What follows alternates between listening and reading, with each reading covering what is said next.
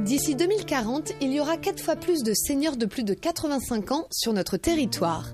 Des chiffres à prendre en compte, surtout quand on sait que la grande majorité des seniors souhaitent rester dans leur logement.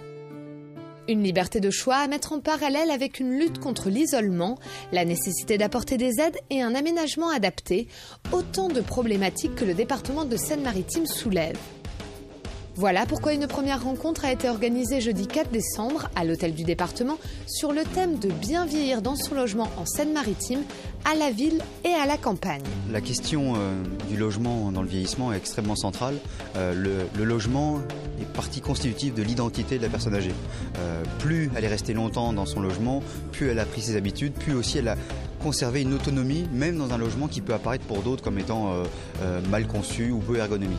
Donc il faut toujours être très très attentif. La personne, plus elle vieillit, plus elle s'engage dans son logement. Donc ça c'est le premier élément pour l'individu, pour la psychologie de l'individu, pour l'humanité de l'individu. Le lien avec le logement est un lien parfaitement identitaire.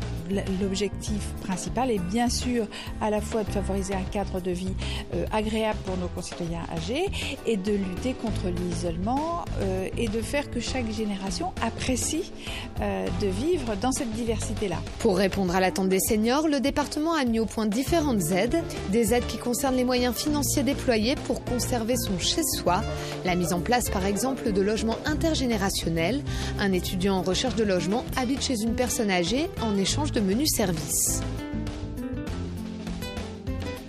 Des aides qui concernent l'amélioration de l'habitat. En voulant rester chez elles, les personnes âgées doivent adapter leur habitation. Le département propose ainsi des aides financières.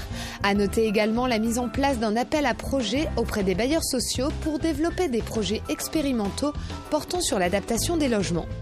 Enfin, dernier type d'aide concernant les aides à domicile. La Seine-Maritime compte près de 170 organismes et gère depuis 2002 l'APA, l'allocation personnalisée d'autonomie, qui favorise le maintien à domicile des personnes âgées en permettant de rémunérer des services de compensation ou de prise en charge de la dépendance. Pour plus d'informations, un site internet www.seineMaritime.net/bienvieillir.